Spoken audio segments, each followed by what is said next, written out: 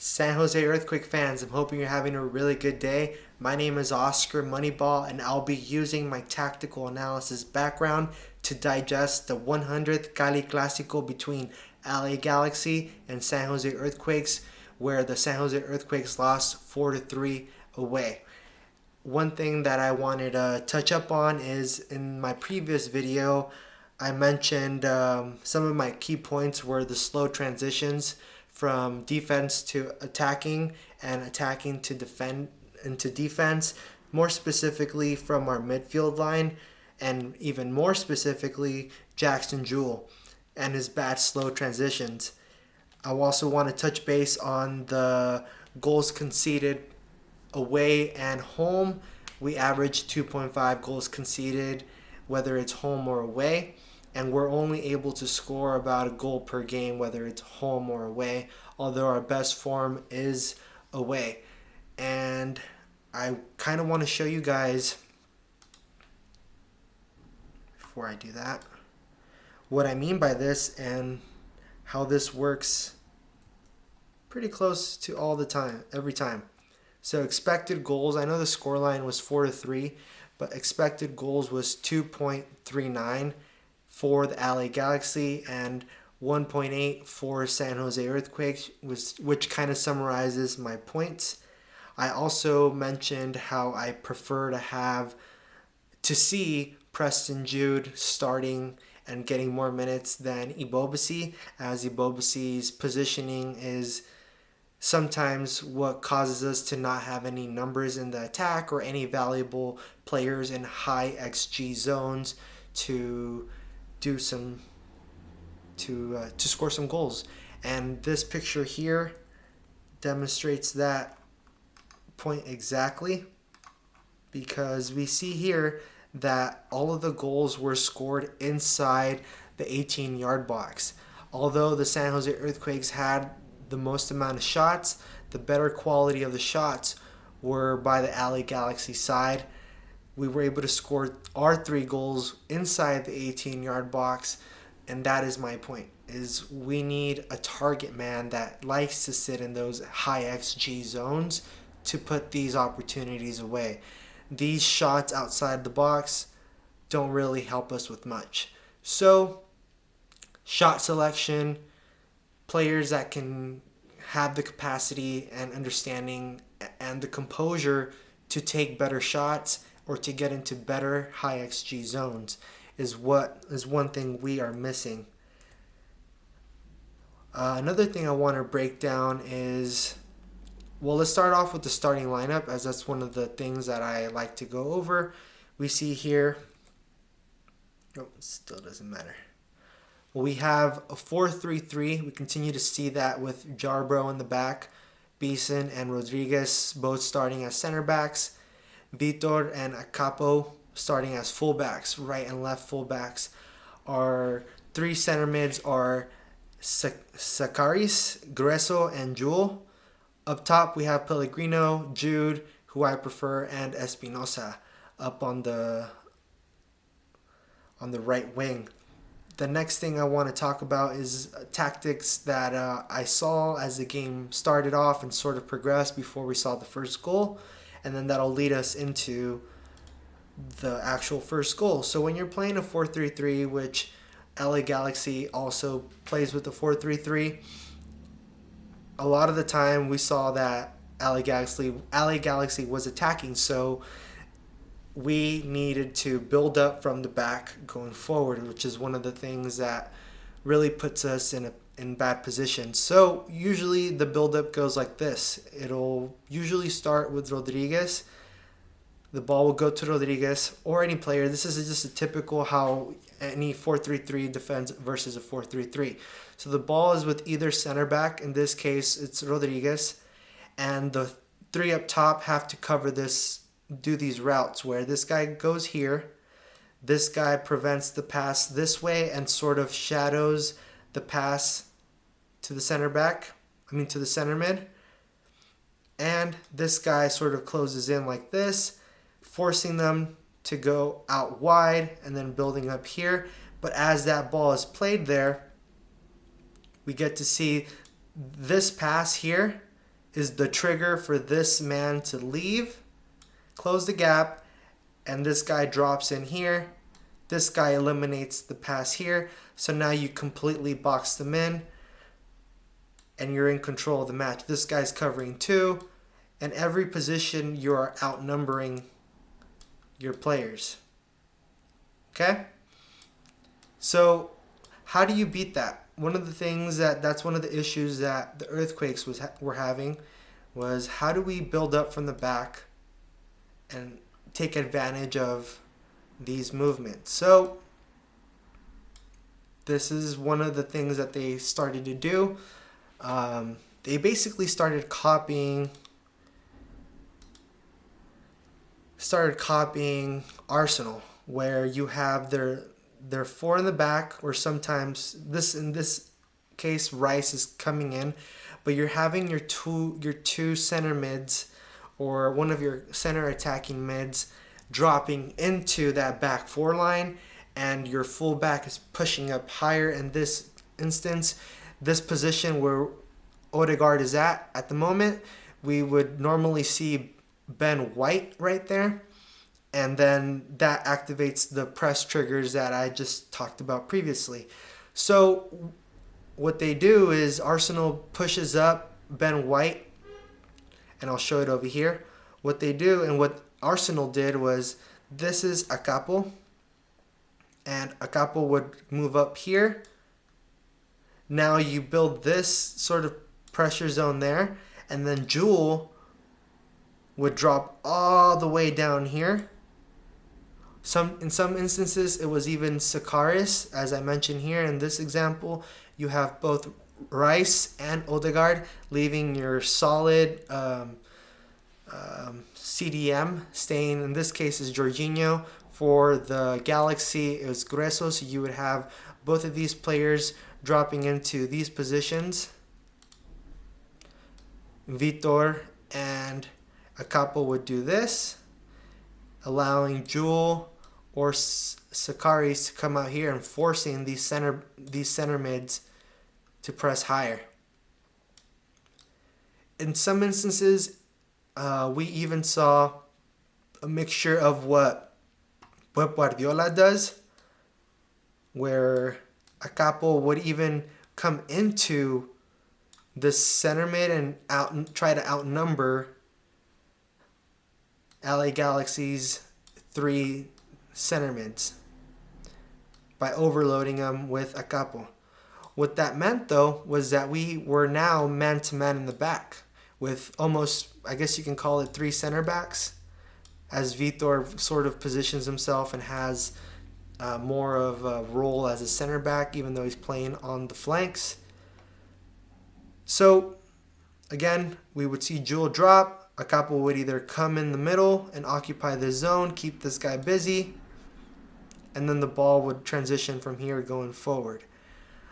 One of the things I saw that I did not really appreciate, we're going back to the 4-3-3, is that in this instance, they did it very predictably, and even if they were able to get through this first line of 3 attacking players and break through into this zone, into the zone where we call it the progress zone, it wouldn't go past that. We would then see them lose possession very fast in the progress or penetrate zone. They would force an attack to the wings, and then, as I mentioned in my previous video, once you get the ball to either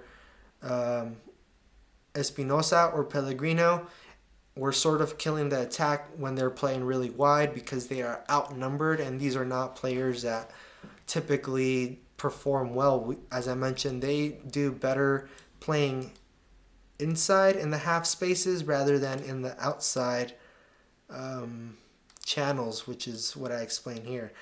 They do better in these zones, which in this game, surprisingly enough, after I recorded my previous video, we did see Espinosa playing a little bit more in these half zones, allowing, this is actually something that happened a lot more in the center in the second half. Acapo was now playing this outside channel and pushing up pretty high. Well, let's get into the first goal that we received. And as we can see here, Rodriguez should be over here out of the screen, Beeson, and then you have Vitor playing really high, Acapo all the way up high, probably in line with, he's out of frame. And then you see Jewel coming in, giving us the exit. You have that forces Paint Sill. That would force Paint Sill to drop all the way over here.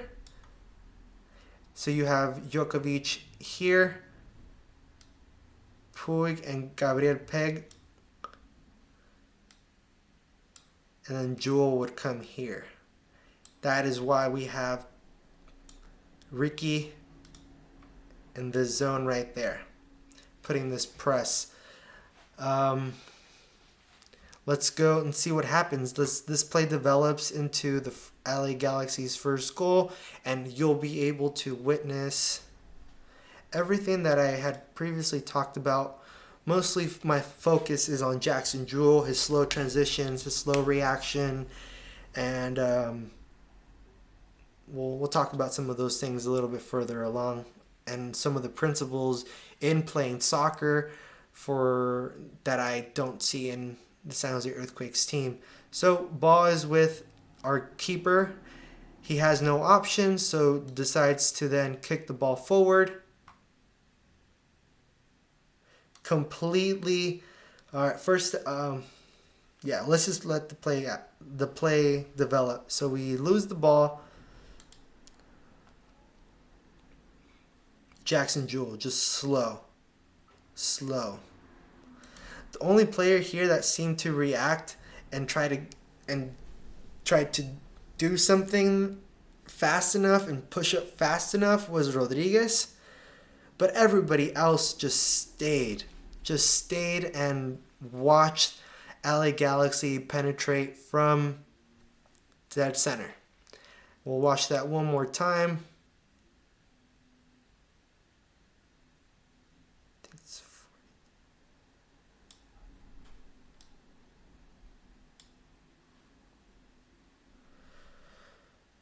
Oh, really slow internet right now. Okay. All right, first mistake. When you're building up from the back, there's principles. It's Johan Cruyff, Pep Guardiola positional play 101, and I mentioned this on my Twitter page. It's build, so it's bait, play the ball to the flanks, play it back to the center, and then penetrate. What that looks like would be Jarbro baiting,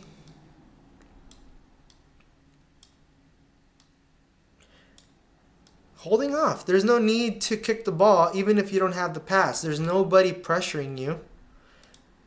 Ricky's sort of there, but he's not really putting any press. He even allows him to take a touch, kick the ball forward, run behind, and swing it, which is enough time.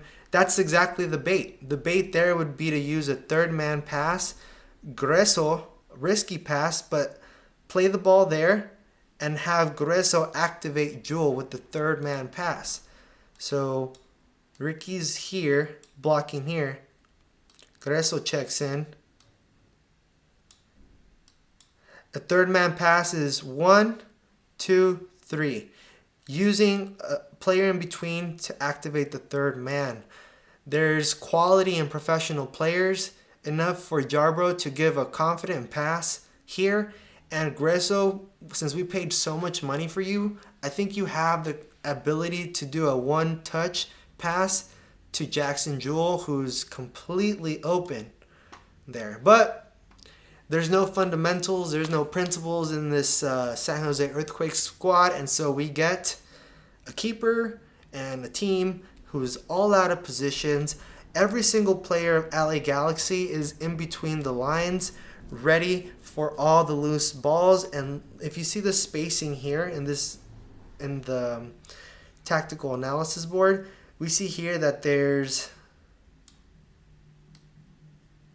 all this space in the middle. and no Earthquakes players around. And as that ball's floating, look, Jewel is just slow. Acapo reacts, tries to be there for the second ball, doesn't challenge. Jewel is just lost in the play. We move forward, right? All right, so another thing I was talking about is the slow transitions. This example is the free kick where the commentators called it a chicken wing. God, the commentators in the United States are pretty hilarious. So Sakari's did a chicken wing, bounced off, Galaxy took a shot, and I want you to see in soccer, I want you to notice the transition of all of the Earthquakes players and the Galaxy players react to Jarbro having the ball in his hand and running forward outside of his 18-yard box. Just notice the reactions of the players and let me know what you see. So let this play out. Boom, pause. About 80 to 90% of the players, Jarbro's kicking this ball out.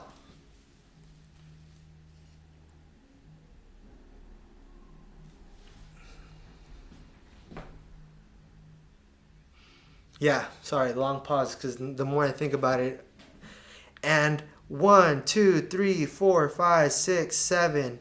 7 of your players out of, including the keeper, 8. And there's only 3 up top. Look, Jude, Pellegrino, Espinosa.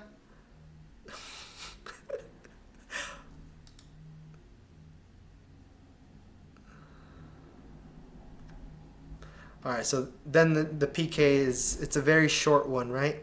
But I want to put some emphasis on on Jackson Jewel.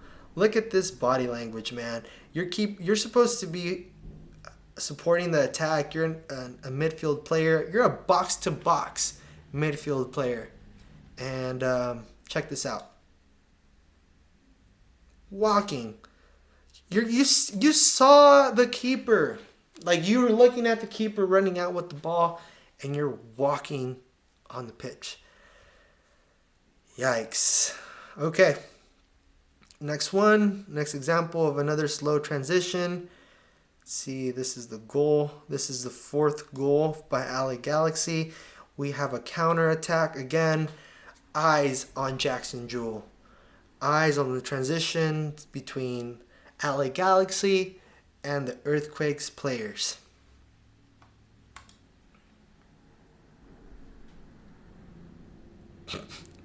Dude, you look slow, bro. Gosh. And then look, you have the opportunity there and you don't pick it up, my dude. And then I want to skip to 410 to get a better view of what Jackson Jewel was doing.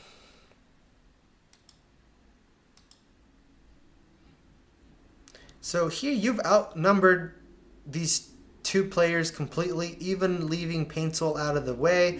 You did the job of getting numbers to outnumber LA Galaxy's attack. And Jesus Christ. Let's let this play out. Jackson Jewel, what are you doing? Look at this guy. Jogging. Trying to be a leader. Even if Ricky did not take the shot and laid it off to the LA Galaxy striker, there's no reaction from Jackson Jewel.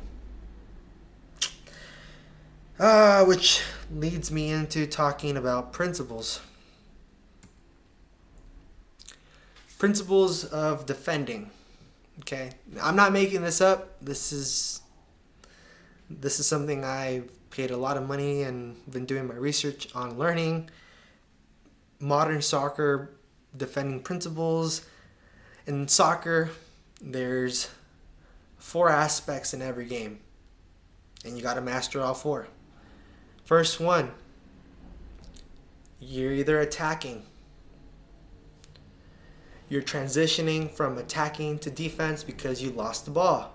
Transitioning from attacking to defense. You're defending, or you're transitioning from defending to attacking.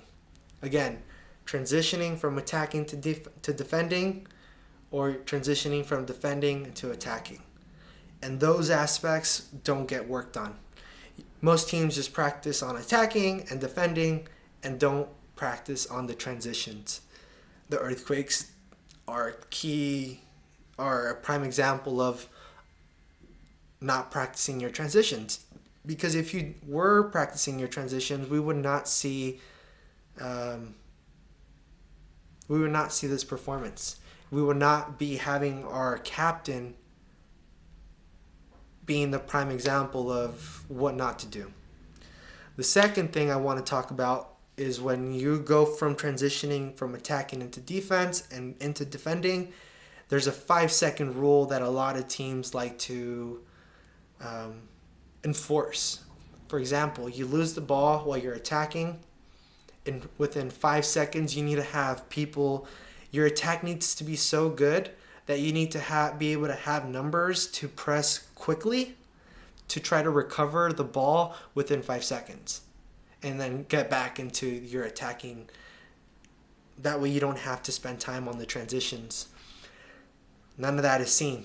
You just see players running back, letting the play develop, and just running back into shape, which is sort of one of the things that you need to do, especially when going into defending a counterattack. You want to eliminate the space from between your back defensive line and your keeper.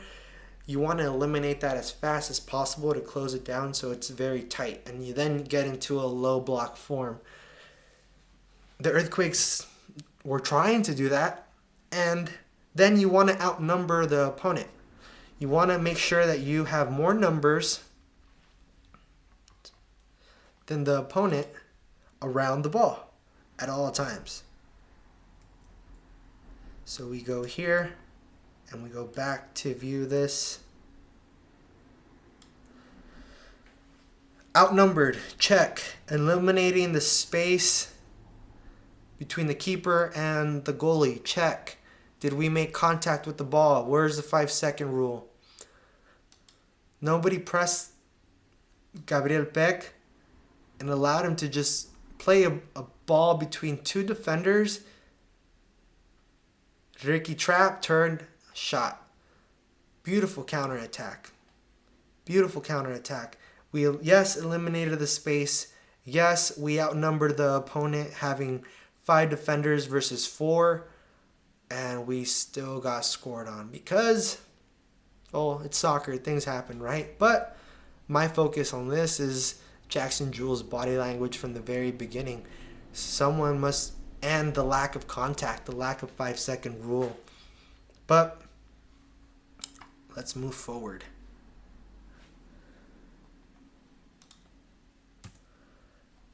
One of the other topics that I brought up in my previous video and I mentioned in the beginning, which is where I'll kind of wrap up my my analysis for this, is Ibobisi's lack of being in good positions, more specifically in positions where there's high XG value there, and why I prefer Preston Jude over him. My next point here, again, we talked about it, the shot map, where the goals land for both teams, and the shot map for the Earthquakes versus LA Galaxy. Fewer shots, higher quality shots within the 18-yard box, higher number of shots, less quality of a shot there. Total shots, 13 LA Galaxy, 18 San Jose Earthquakes. Shots on target, pretty much the same. That gives us, and big chances, 4-3, 8-7 on shots on target. Just gives us a better quality of shots from LA Galaxy versus San Jose Earthquakes. This would be my next example. So, I was not even showing that at all. So, I was basically showing these stats, which everyone can see. on their own. Shot map. Total shots, shots on target, big chances missed. There's higher quality chances from LA Galaxy. So this last example is Ibobisi's positioning. So later on in the match, Ibobisi came in to play as our striker. And I mentioned how a lot of our players, I know it's backwards, but let's put in the high XG zones and then what our players do. So in instances where Espinosa does get the ball, I talked about Ibobisi's positioning where he's always way too far from these zones here, forcing. And last year when we had Cade Cowell, Cade Cowell was not using or making any runs into the box. He was kind of staying in this outside half space or close to the half space or outside channel. One thing I'm seeing here from Benji is a natural striker. He's also doing really good this season and being forced to play out of position. But since he has those natural striking abilities, he is doing these runs, which has been rewarded with a couple goals this season where he's either finding a loose ball here or he's closing into the second post and Espinosa's finding him. Meanwhile, Ibobisi is out, and that's exactly what happens here. Ibobisi out of position. Of that turnover. Benji. Sorry. This is Benji 445.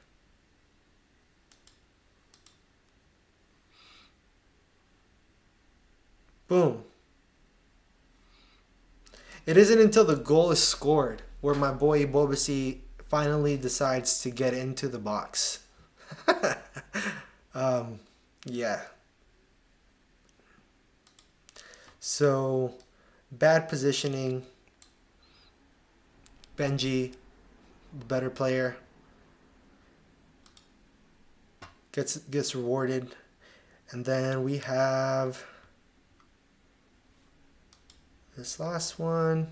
Oh, getting ahead of myself. 5:15, Ibobisi's chance where he draws the PK.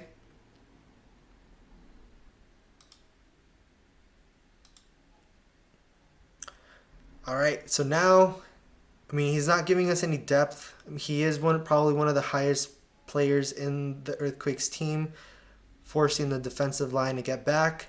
As soon as this ball gets into Acapo's feet and Espinosa pulls away some of the press, Acapo carries, and my boy is still not running in, but it's fine. He gets rewarded because he finds his ball, and his highest chance came from him actually making a run into high XG zones. I have another clip here at 5:59. Want to see what that is.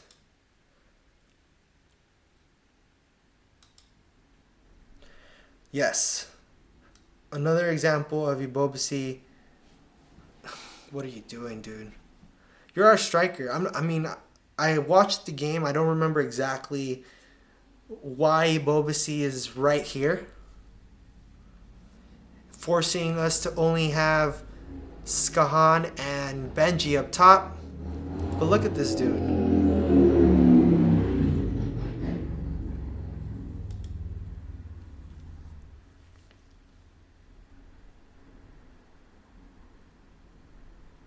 Sorry, it wasn't even Skahan. I think it was Espinosa. Ay, Ibobisi, what are you doing over here? What are you doing, dude? Well, that is my tactical analysis. Last little clip here is to wrap up the video. The 100th Cali Clásico is done. My analysis is done.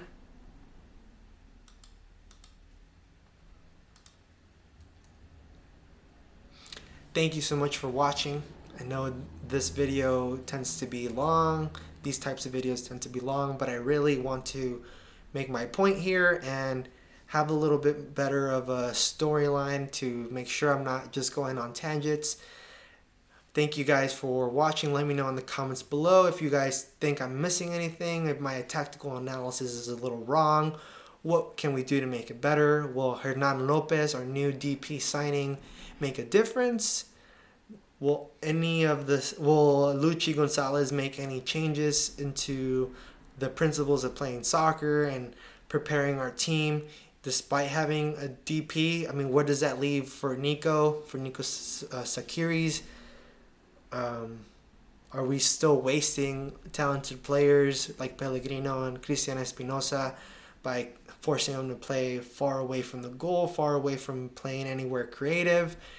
Are we wasting chances when we have Ibobasi playing so far away from, giving us depth, pushing the defensive line back? Will Jackson Jules will he still be wearing the captain armband? Let me know in the comments what you think. Thank you so much for watching. Enjoy your weekend. And surprise, surprise, surprise, check out my video where I predict the scores and winning probabilities for match week 11. We are playing against Nashville this weekend away. My match simulator is giving us something to look forward to as Earthquake fans, so make sure you go and check that out. Thank you so much. See you guys on the next one. Peace.